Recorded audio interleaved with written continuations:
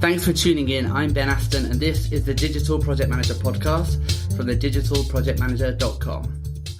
So today I'm joined by Lina Calin, and today we're going to be discussing remote project management and the challenge of building strong teams. How on earth is it that you can build a strong team, a dynamic team, a team that loves working together when you're spread out across the world or across the country? Surely it's impossible. Or maybe it's not. So keep listening to find out. But Lina, first, just tell us a bit about yourself. Where are you? And what do you do? I'm located in beautiful Richmond, Virginia in the States. And I'm a digital project manager for Foster Maid in Richmond. Cool. And tell me a bit about Foster Maid then. What kind of projects do you work on? So we're primarily a development company. We build complex websites. We do CMS projects, custom apps. We really got started in the expression engine community a number of years ago and really have expanded our team with a lot of skill sets. And we've been able to do some really complex, really, really awesome projects, building applications and things like that for our clients. Cool. Are there any exciting projects that you're working on right now that you can tell us about, or what's the coolest project you've worked on in the last year? We do really great work for screening for mental health. I really like working with them. They're a fantastic client. They do incredible work, but I really appreciate that what we do actually makes a difference. The client is conscious. They're very inclusive, very friendly. And they understand the value of the work that we do, which makes working with them really wonderful. But I also love knowing that the work that we do for them is truly making a difference in the world. That's awesome. And so, what are the so you do lots of kind of big website builds, technical stuff. Do you still do lots of work with Expression Engine, or because that's a CMS that I don't hear much bandied around? So is that a conscious choice to focus on that, or do you work on other platforms and stuff as well? We've actually moved towards doing a lot of work in Craft as well. So we have a number of clients that we support that we've built sites for in Expression Engine. And occasionally we'll recommend that to a client. But for the most part, we've been using Craft lately on our CMS builds, and we really like that platform. Cool. Yeah, I haven't used Craft myself. I played around with it, but never actually delivered a project on it. But I hear good things about it. It is really cool. That's cool. And so tell us a bit about your story. How is it that you became a digital project manager? So I actually went to school in Williamsburg, Virginia. I went to William & Mary and I majored in psychology. I didn't actually intend to go into the field of psychology. I just really loved the study of people, and I knew that it would be applicable to whatever I decided to do professionally. And, as you can kind of hear as you get to know me, that most of what I actually care about is rooted in psychology. Like most people probably who are digital project managers, I got into this job and this industry completely by accident. I came to Richmond actually a number of years ago with a job to manage a new restaurant that was about to open. But I quickly realized that although I had been in the restaurant industry in college, that wasn't where I wanted to make my career after graduation. So I left the restaurant and got a call from the team who had done the branding and the website for the restaurant, and the owner of that company asked me to come work for him. And I spent a couple of years as his account manager, helping with marketing and operations at the company. And then I left and spent a few years managing projects on the web team of an inbound marketing agency. And in both places there, I was an account manager, but project management was kind of a part of my job by default. And then just under 2 years ago, I came to Foster Maid. I was hired as an account manager, but quickly realized that what the team actually needed was more of a project manager. So I ended up changing my role, and have since then been learning how to manage our projects. Cool, good stuff. I think it's always fascinating to me finding out how people end up in digital project management. So from working in a restaurant to then working for the agency that makes the your website for the restaurant. Like it's a tenuous link, right? but hey, it's whatever works. And tell me about the net transition from for you from being an account manager to being a digital project manager.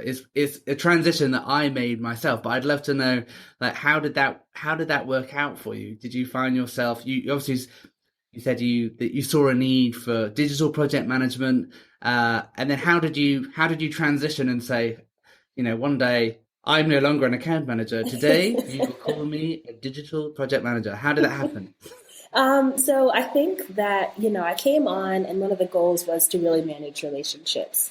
And so definitely came in with that. But I was brought on to manage our large projects at FosterMade. So of course, and those were relatively new to the business, to start to have these projects that were, so much larger than some of the CMS builds they had been doing so far. So I started to see that these projects really needed a lot more organization. They needed more structure. The clients needed more communication about what was happening with the project.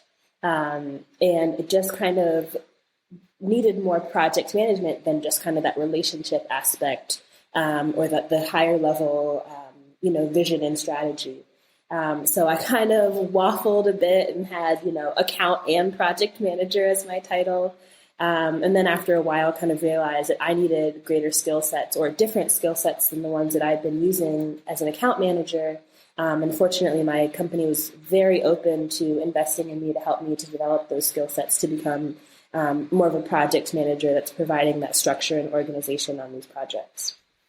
Cool. So were you the first digital PM at FosterMade then? Is that how it worked? Oh, cool. Yeah. Are you the only one? Or how does it work? I am right now. We're actually in the process of hiring a second one. Oh, shout out. Yes, love it.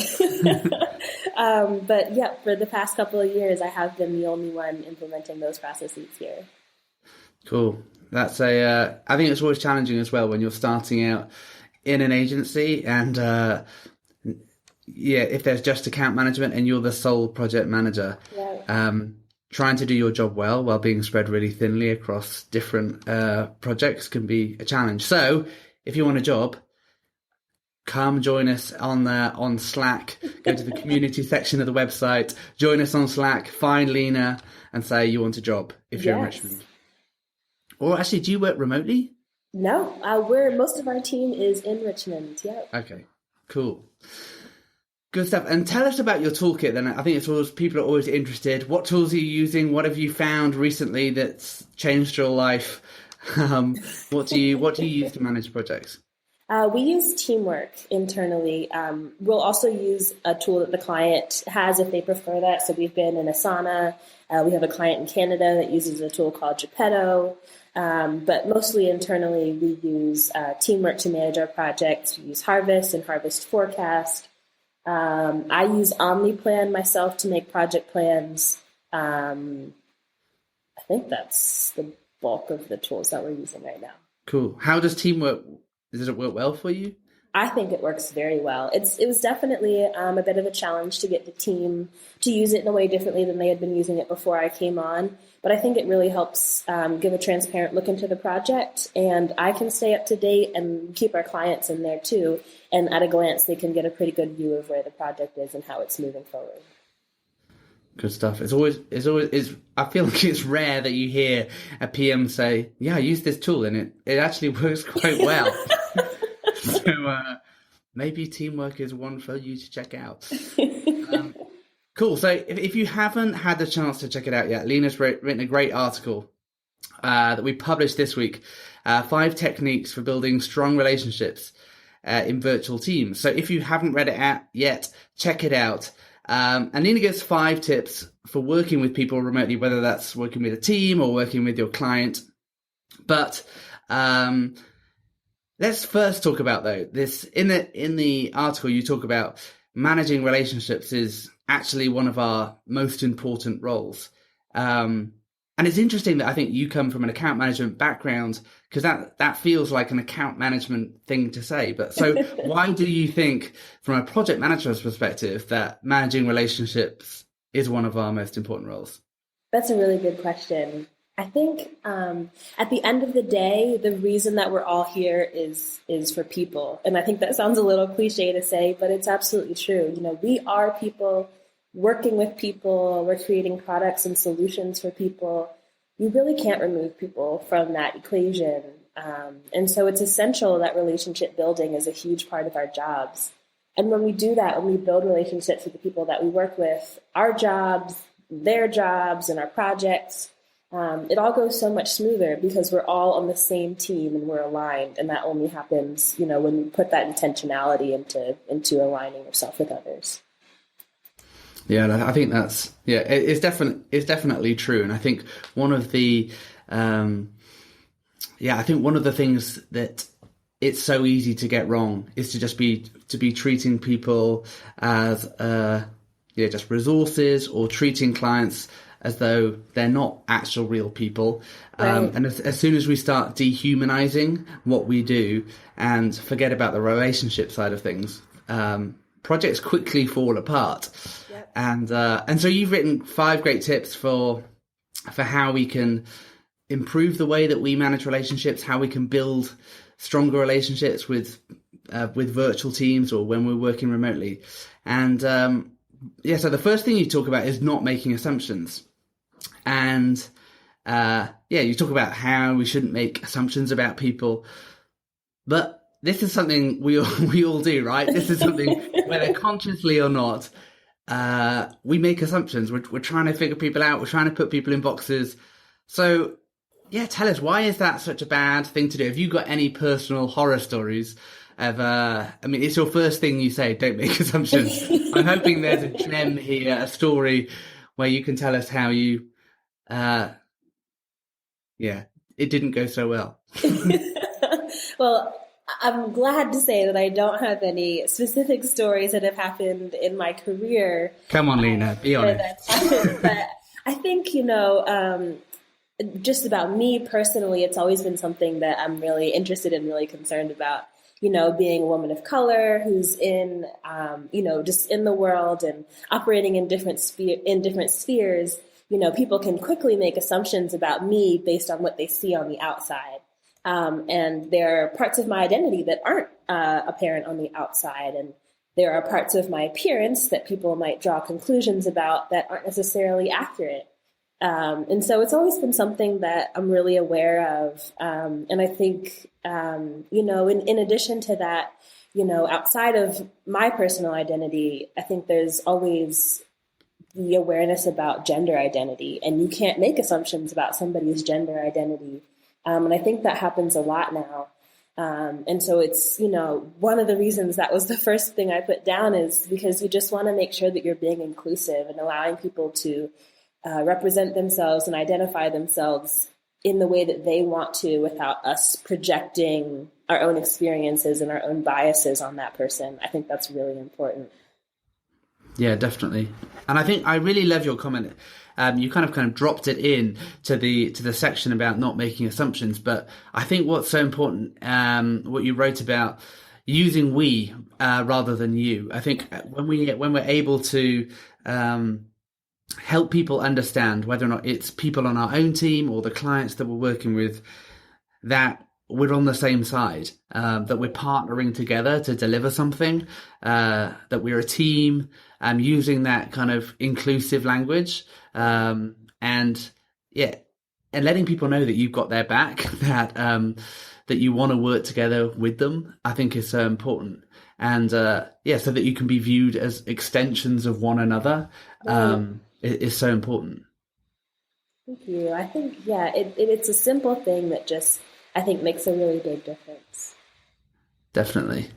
And then the next thing you talked about was, not limiting your conversation to professional topics, and which I think it's totally true. But for those of us who read that and like, hold on a second, but I'm a project management professional. So how do you do that? How do you not limit your conversation to professional topics without sounding too creepy or without oversharing? Like you talk about, sharing, sharing yourself. And I think that's a brilliant way of kind of getting people to open up. But where do you draw the line, and how do you not sound too creepy? I think you think about it, maybe as you would think about sharing yourself with, a member of your extended family who you're not terribly close with, but, you know, you want to update them on your life, let them know what's happening. I think that kind of boundary is sometimes what I think about. You know, you want to tell them things that kind of say, oh, there's something exciting going on, or here's something that I'm struggling with, maybe that gives them a deeper look into who you are, but you're not getting too much into the nitty gritty. You know, if you're talking to, you know, an aunt that you don't see too often, or your grandma, you want to keep them updated. You want to make them feel like they're getting a look at who you are, but you're not going to tell them too many personal details. I don't know if that helps at all, but I think that there's usually a boundary, and sometimes it's different with different teammates or different clients. But I think as long as you're being genuine and still trying to not do anything that's going to compromise, you know, your professionalism or your authority, it is a boundary to toe, but maybe that example is helpful. Yeah. No, and I think what you say about, I think finding common ground as well is so key to relationship building, because in one sense, when we're working with clients, the common ground that we have initially is the fact that we're lumped together on a project or with our teams. We're artificially bringing people together who, you know, ordinarily might not have any desire to hang out with each other or to build relationships. But where there is a stronger relationship there, the whole thing is going to go better. So finding some common ground is so key to building stronger relationships, and finding common ground outside of the project itself, so that you can, you know, there's more than just one pillar to the foundation of your relationship. There's always, you know, the sport that you can talk about, or food that you can talk about, or what you're watching on Netflix that you can talk about. And I think it's building that relationship around a shared connection that you both have is really important. And actually, one of the things you talk about, which I think kind of it leads on nicely, is about making time for FaceTime. I think having a shared experience as well, outside of the realm of the project, is really key. But you talk about making time for FaceTime, and I think it's one of those things that I find really tricky to get people to buy into. And so in your article, you talk about, you know, don't just default to Slack or to ringing someone, but choose to Skype them or to use video. And what I find is that I'm often like, okay, let's have a Skype call. And there I am, I'm on Skype, I've got my video on, and the other person does not turn their video on. Have you done that? What do you do? Do you do that? Yes, it definitely happens to me. And I think that's perfectly fine. I think that, you know, I'm kind of leading by example and you know, setting out the comfort level a little bit further. And I'm fine if people they don't feel quite comfortable at that point. I want them to feel safe and to feel comfortable before they do so. And so I want to continue to show my face. It's kind of showing them, you have my full attention. I'm not hiding anything. You know, you can see my facial expressions and all of that. You know, you can see that I'm looking at the computer, even if I don't see their face. And I think that after a few times, they feel comfortable enough to also turn their video on as well. Yeah. No, it's so key though, isn't it? I think when someone knows that, when they have your full attention, it at least sets the expectation that, hey, we're having this call, and I don't expect you to be on your phone scrolling through Instagram. This is going to be a much more productive conversation if we engage with one another and give each other our full attention. And when we're remote, I think that can be, or working remotely with people, that's one of the things that's really tricky, isn't it? It's engaging with people properly and fully, and not just having these like fleeting conversations where you're kind of half-arsing it with like an hour-long, really slow Slack discussion, rather than taking like 2 minutes to have a really maybe intense Skype chat and sorting it out. I see so often, you know, things just taking ages to be resolved because people just don't get on the phone or get on Skype and like have a quick chat, sort it out, move on. And I think one of the downsides of something like Slack is that we have 20 conversations going on at once and they're all moving really slowly. So, Right. I think FaceTime is so important. And next you talk about validating people. And for me, I have to be honest, I'm terrible at this.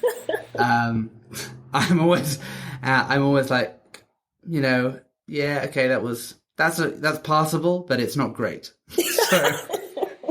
So how, tell me, encourage me. How do you validate people even when you think it's not great?